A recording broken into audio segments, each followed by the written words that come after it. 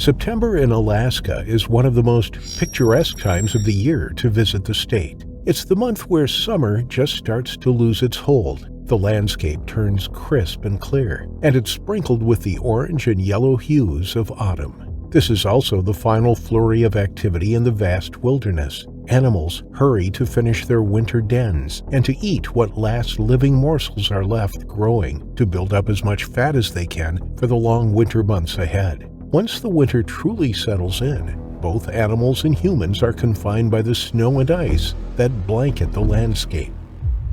Robert Harris Weaver, or Chupa as his friends like to call him, and his wife Nina were taking advantage of the last of the good weather that September. Robert was an Alaskan native. The only time he'd left his home state for an extended period of time was to attend university. But once he got his degree and met Nina, he and his new wife came back to Robert's home. There, they'd raised their children, and Robert took over his old man's business. Now that the children were grown and out of the house, raising kids of their own, Robert was slowly phasing out of the family business, handing it over to his son, just like his father had done before him. Robert and Nina had the leisure of going hunting, fishing, or just staying at their cabin beside Lake George whenever they felt like it. However, this trip was a special one. Robert wanted to catch the last phase of the hunting season, hoping to bring down a moose for himself and maybe a few more to hand out to his grown-up children. They also planned to check on the cabin to get some last-minute repairs done and drop off a few supplies before the first snowfall of the season. After the season came to an end and the snowfall became too deep to navigate through, he and Nina were going to spend their first ever winter in their cabin alone. In the years before, their trips were always with their children or friends, and then only in the spring and summer. But since they were technically retired now, they wanted to have an unconventional second honeymoon by trapping themselves inside the comfy cabin for the whole winter, with only each other for company. In 2013, they didn't have the internet and satellites that we have today, so they were going to be severely limited in the amount of contact they could have with the outside world. But both of them were fit and healthy, so they weren't too worried about running into trouble. In the event that something were to happen to one of them, at least they had a satellite phone to call for help if they had to. And the ancient cell phones of the day did get signal from inside the cabin. The rest of their food, books, generators, and board games were already at the cabin, just waiting for the winter so that they could be cracked open and enjoyed. If their hunt went well tomorrow, the two would return to town for the next few weeks before coming back with the last of their supplies, just in time to lock themselves in for winter. On their second-to-last morning on the lake, the two headed out to go fishing before everything froze over solid. They came back to shore in the early afternoon. The cabin was just a short walk from the dock, but even so, it was already cold enough to want to get indoors before the late afternoon, when the temperature dropped and predators like wolves and lynxes had a habit of prowling around the lakeside. Robert had left his hunting rifle up at the cabin, and he didn't like the idea of being caught out in the open without a weapon to defend himself and his wife. Their thoughts of predators weren't unfounded at all. The area was known to have just about every animal in North America, and the extra activity that the autumn brought for the wildlife also came with the pre-winter jitters that animals had when they were hurrying to settle down, and they could be quite unpredictable at this time of year.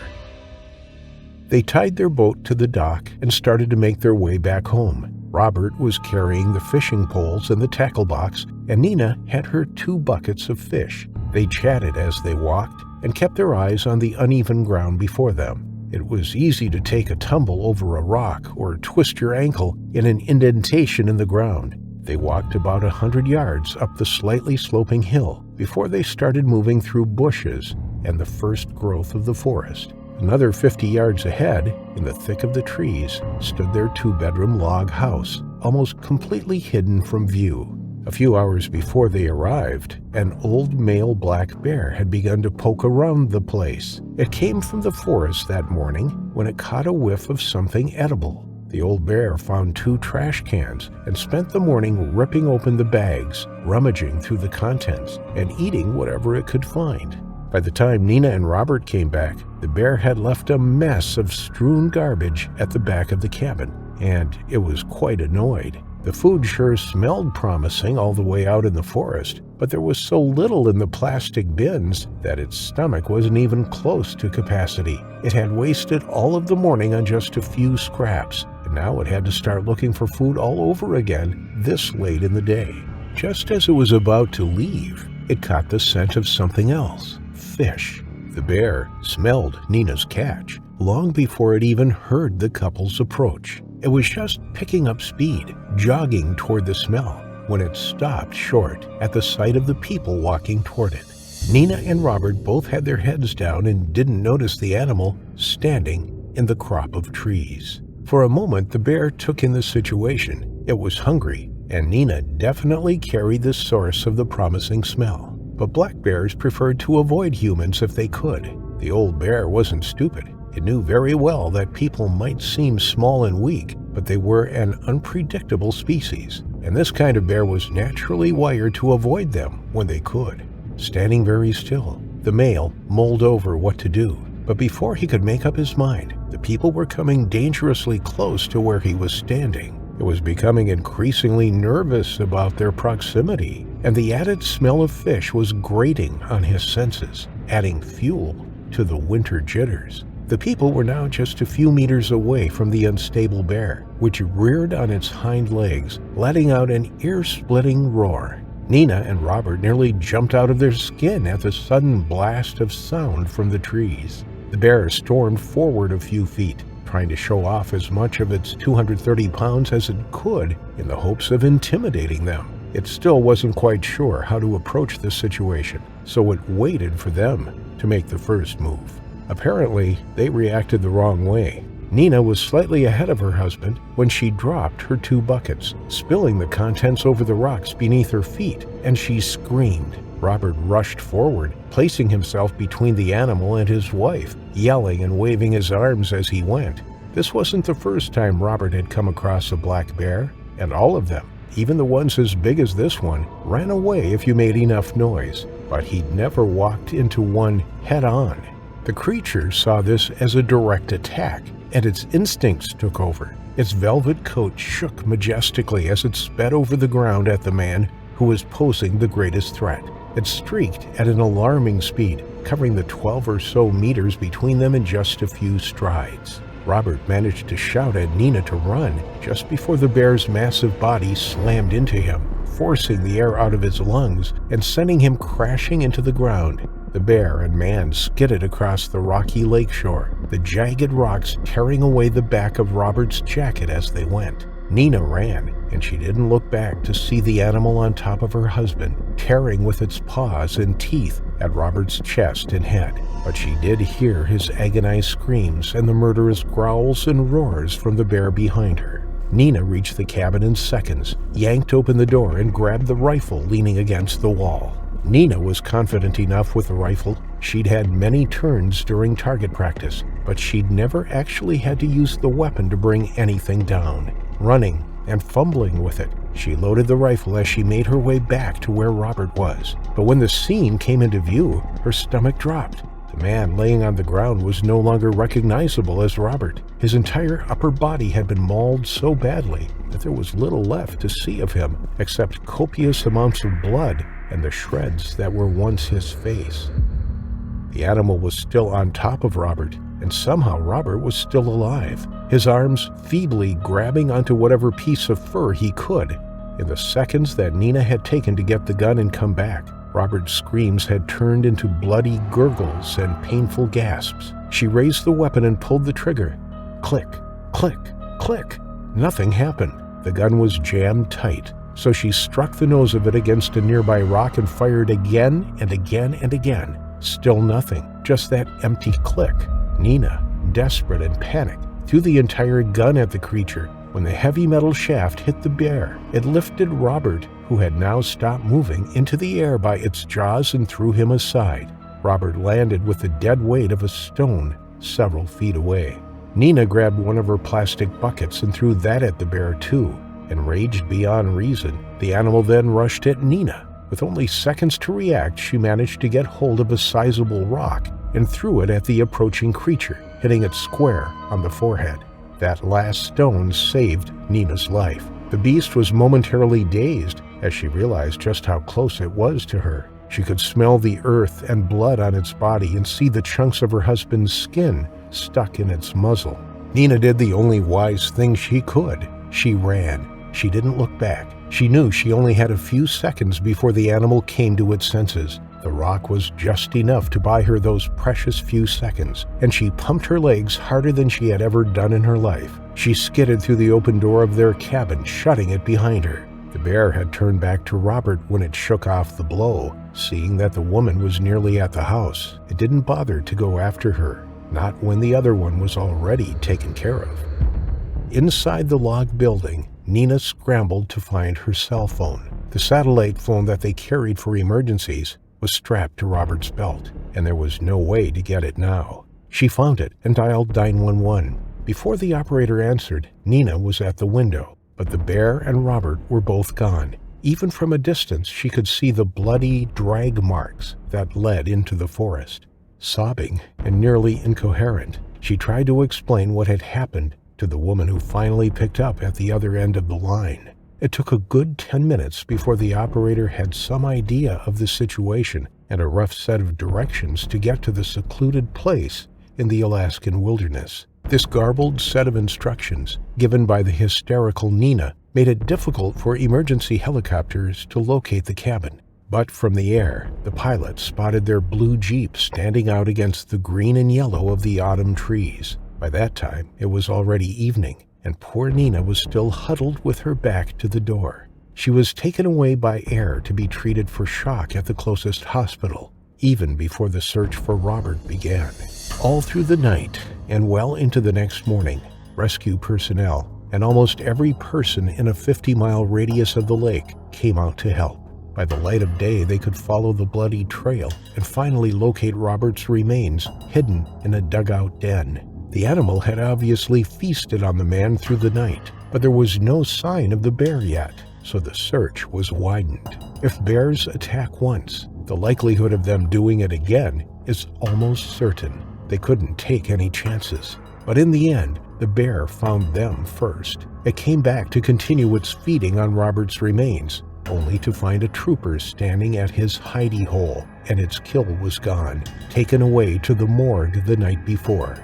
The animal knew, after killing Robert, that this was an opportunity for another easy meal to add to its winter stash. But unfortunately for the black bear, this trooper did not have a rifle that jammed at the wrong moment.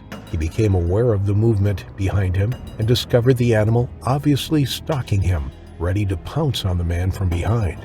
When the other searchers and troopers heard the 4 shots ring out across the forest, they converged to the source of the blasts. They found the trooper alive and well, with a fully grown black bear lying dead at his feet. It was later confirmed with a necropsy that the animal indeed had Robert's remains in its digestive tract, so at the very least the danger was removed from the area. But the lake stood devoid of people for almost 2 years anyway. Nina gave the cabin and surrounding property over to her children, but they didn't want to set foot in the place where their father had died either. So, in the end, it was sold off to another family who still makes use of it to this very day. But thankfully, no bear attacks have occurred there since Robert's terrifying final affliction. Germund Rosholt and his partner, 37-year-old Valerie Theoret, loved the outdoors. They were experienced in the wilderness and knew how to trap animals and live off the land. These were skills they wanted to impart to their 10-month-old daughter, Adele. In a world where technology dominates, they felt it was important to nurture their baby's innate interest in nature and the world around her. Valerie taught French immersion at an elementary school in Whitehorse, Yukon. She was much loved by those who knew her and was an active member of the Whitehorse community. In their spare time, the couple enjoyed exploring the wilderness. In 2015, they had bought a cabin which was situated northeast of Mayo. This is a remote, isolated community 250 miles north of Whitehorse. It was the perfect place to escape to. They had already spent 2 winter seasons there, and this would be their third, but their first with their new baby. In 2018, they flew into the area in the fall for their third season in the cabin. They planned on staying there throughout the winter with their new baby until Valerie needed to return to her teaching job in the new year. But sadly, that would never happen. The young family had been there in the cabin for almost 3 months. They knew the risks of bears in the area, as it was a popular habitat for them. They took all the necessary precautions, making sure food was stored away appropriately, and any waste was secured in bear-proof containers a distance away from their cabin. The couple survived their long stints in the wilderness largely by trapping animals. As the harsh winter began to set in and December was just around the corner, Valerie unintentionally let her guard down. Up until then, she had religiously carried bear spray whenever she left the cabin. But now that they were well into the winter and the harsh weather was setting in, she assumed bears would be hibernating and would no longer pose a threat until emerging in the spring.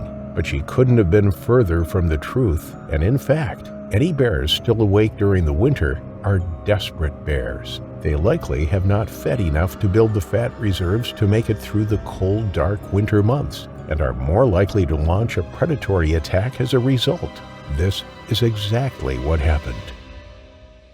The three of them sat down on the morning of November 26, 2018. They ate breakfast together in their warm, snug cabin. It was the last time Geirmund would see his beloved girls alive. The log burner was crackling in the corner of the room. Outside, the light was growing in the gloomy sky. A chilly wind rustled the leaves in the trees. Geirmund said goodbye to Valerie and Adele and stepped outside. He was off to set trap lines in the surrounding woodland. It was part of their daily routine and something he enjoyed doing.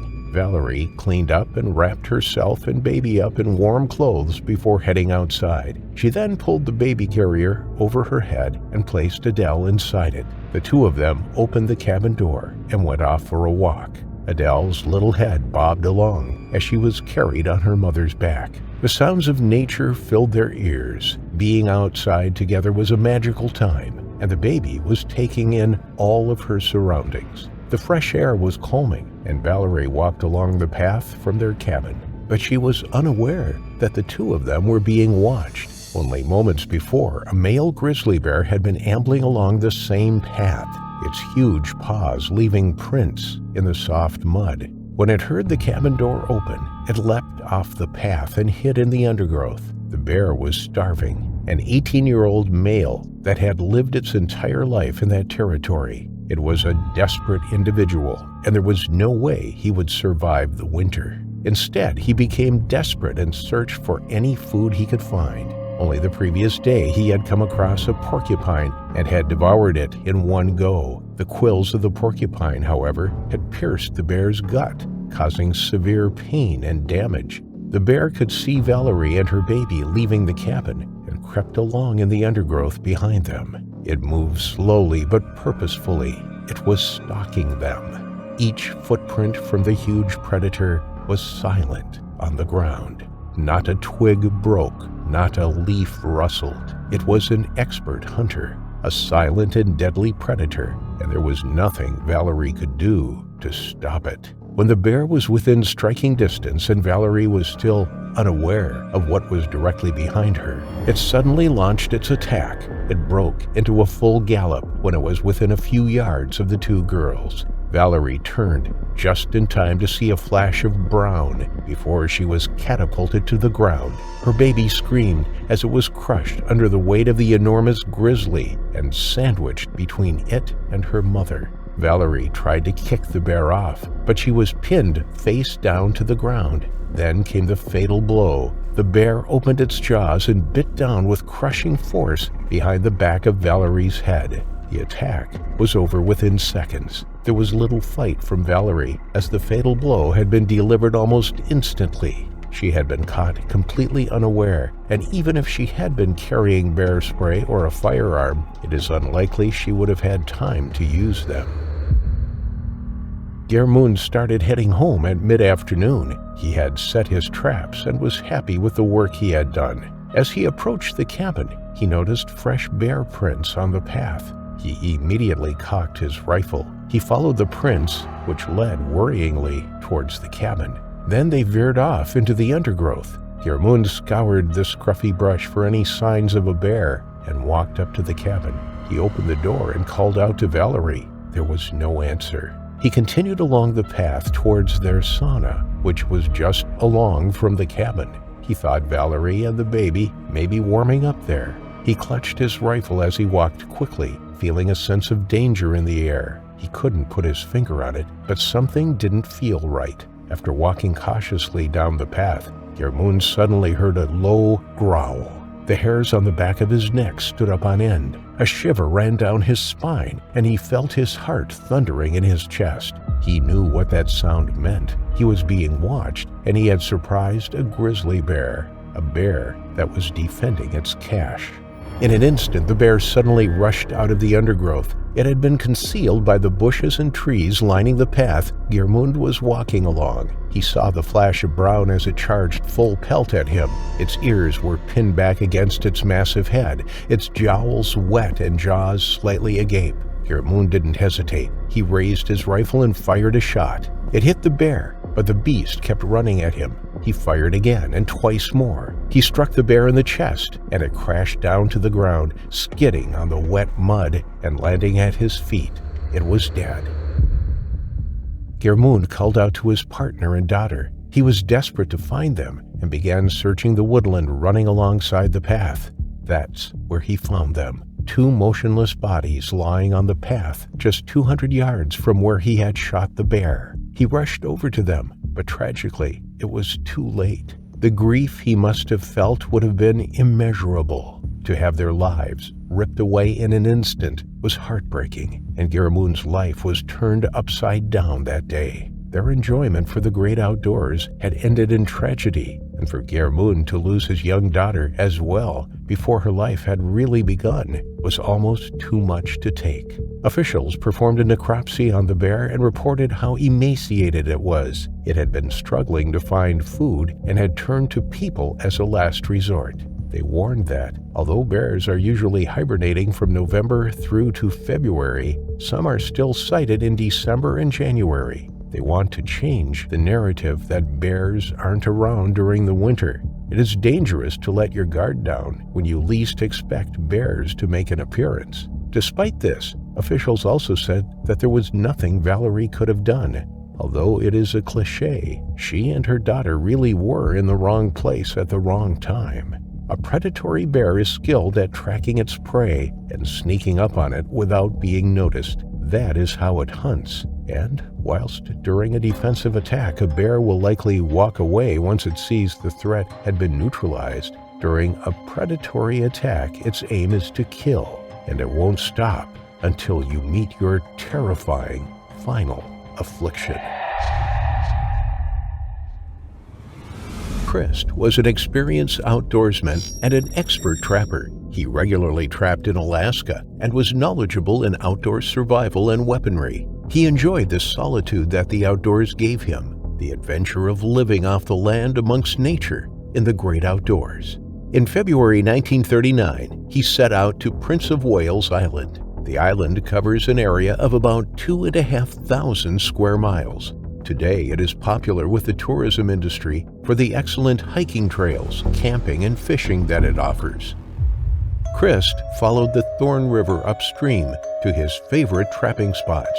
He took with him enough provisions to last him a couple of months in the wilderness. He had recently bought a top-of-the-line Smith & Wesson .357 Magnum revolver. This would likely have cost him the equivalent of $1,500 in today's money. They were relatively new at the time, perhaps only 5,000 manufactured by then. But Christ knew his guns, and he knew the importance of carrying such a firearm in the outdoors. He trudged through the snow alongside the river. After 10 miles, he finally made it to the cabin. This would be his home for the next couple of months. He unpacked his belongings and set about making a fire. The little cabin warmed up quickly, and Christ settled into life in the wilderness. Over the next few weeks, he continued his daily ritual of checking the previous day's traps and setting new ones. Venturing out from his cabin each day, he knew the area well. He enjoyed the excitement of trapping the animals and then taking them back to the cabin to be skinned and butchered. He had a fine collection and wasted nothing of each animal. On March 2nd, Christ left his cabin never to return. He packed for the day. He loaded his pistol into his holster, and his knife was secured onto his belt. The snow was beginning to melt, and the forest foliage was beginning to burst into life as spring was just around the corner. The following is based on circumstantial evidence presented by investigators at the time. It is one of a few explanations into the disappearance of Christ, and the dramatization of the story has been provided based on similar incidents and what is known of animal attacks. Christ had walked a few miles from his cabin. He had been checking his traps, which he had set along the Thorn River. His little rowboat was tied up in the river. He couldn't use it yet as the lake was still frozen over, but it would come in handy as the weather warmed up in the coming weeks. Then he would be able to fish in the middle of the lake and travel more easily to the far side. As he neared the lake, he heard a noise. He stood still and pricked his ears, listening hard. He had heard the snap of a twig. He knew there was something nearby. He unclipped his revolver from his holster and loaded it, but as he did so, he noticed the mainspring was broken. He unloaded the gun, placing the bullets into his pocket, and checked it over again. As he did so, he heard another sound. He looked up. He saw the imposing outline of a wolf 100 yards away. It stood, half concealed by a tree, its eyes locked onto Christ. It had been watching him. The tip of its nose twitched. Christ slowly backed up. His revolver was useless now. He placed it back into his holster, never taking his eyes off the wolf. He was in an area of smaller trees. They were thin and spindly. He knew he couldn't climb one if the wolf advanced, but there were larger trees on the other side of the lake that he could. He had seen wolves before. In the past, they had been shy and timid. He usually caught a glimpse of one as it ran away, spooked by his presence. But this time, it was different. This time, the wolf was bold. It was brazened. It was hunting him. Then, to his horror, he noticed another wolf amongst the trees to his right, and another to his left. He was surrounded. They began advancing towards him. He stepped backwards onto the frozen lake. The snow crunched under his feet. He pulled out his knife from its leather sheath and held it in front of him. It was now his only form of defense. With his heart in his mouth, he slowly retreated backwards across the lake. As the wolf pack followed him and stepped out of the tree line, Christ decided to make a run for it. He was a fit young man, 40 years old and in good physical shape. He threw his backpack onto the ice and sprinted to the other side of the lake. As he took off, the wolf's instinct kicked in, and they immediately chased him. Hot on his heels, they covered the open frozen lake in no time. Christ just about made it to the other side and desperately tried to scramble up a large tree. As he leapt for a low-lying branch, one of the wolves jumped at him. It grabbed him and knocked him to the ground. Christ tried to fight them off with his knife. He landed several blows, but there were too many of them. The attack lasted minutes. It was ferocious and brutal. Then Christ was still. It wasn't until 4 months later, in July, that he was reported missing. He was known to go trapping for months at a time in Alaska, so his disappearance wasn't noted earlier. But his friends grew concerned when they had heard nothing from him since March. The United States Commissioner sent 2 men to search for Christ. They found his cabin and searched the area thoroughly. They came across his rowing boat, still tied upstream from the lake, but there was no sign of the woodsman. They decided that a search for Christ, if he had passed away, would be hopeless amongst all the summer foliage. They collected up his belongings from the cabin and sent them back to Ketchikan, from where Christ was from. Christ's friends were unhappy with the outcome of the search. They demanded that more was done to find their friend. So they assembled another search party. The expedition was led by former game warden W.R. Selfridge. He took with him equipment that would enable them to drag the lake's floor in case his body was at the bottom. But it was now October. This was 7 months after it was believed Christ last left his cabin.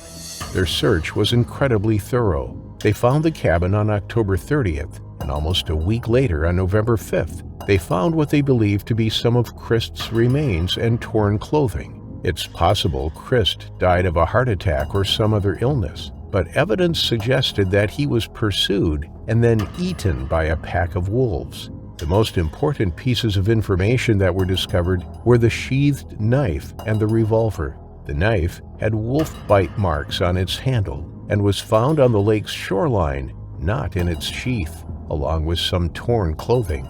Bone fragments and an almost complete skull were found 50 yards along, with the holstered revolver. It is possible a wolf managed to take the knife out of its leather sheath and drop it by the shore as it was scavenging Christ's remains, but it seems more likely that Christ took the knife out of its protective cover in order to use it himself. On inspection of the gun, the team found the main spring in the revolver was broken. The gun was unloaded. From this, they suggested that Christ had only discovered the faulty handgun once he had already left the cabin. There would have been no point in carrying a broken gun with him. The fact that it was unloaded suggests that he had tried to fix it. There were no witnesses of Christ's death. It seemed he had died alone. There was no chance of finding the wolves responsible and taking DNA samples to verify the attack. His case remains largely unsolved, but the suggestion of a wolf attack, given the evidence, seems a plausible explanation. At the time of the investigation, there had been no fatalities caused by wolves that had been recorded. What were thought to be Christ's remains were collected and buried in the Ketchikan Cemetery. There is no date of birth marked at the grave, nor a date of death. Those details will remain unknown, as well as the explanation for his untimely final affliction.